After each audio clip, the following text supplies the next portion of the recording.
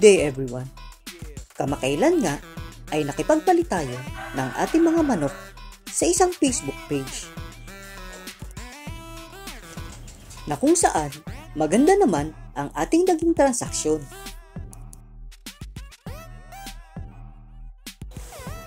May maganda akong balita para sa inyo.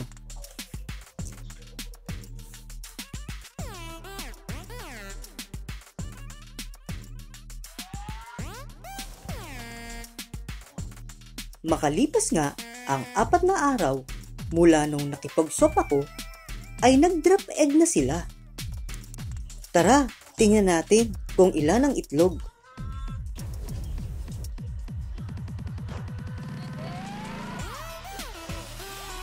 Ayan ang mga itlog nila. 3. Ang kulay ng isa ay may pagkaputi at yung 2 ay kulay brown.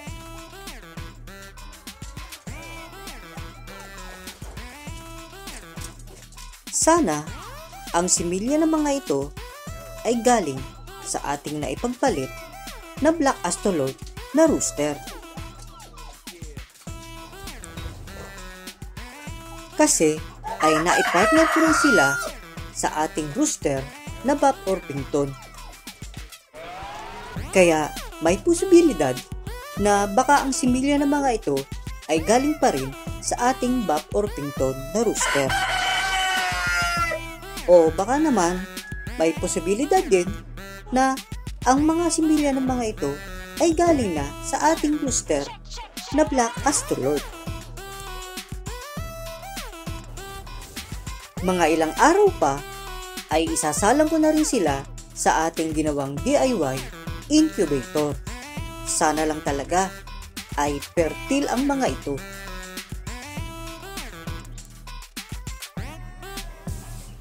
Hanggang dito na lang po ang ating short video for today. Sa mga hindi pa nakakapag-subscribe, ay subscribe na po kayo. At pindutin lang ang ating bell button para updated po kayo sa lahat ng ating i-upload pang mga video.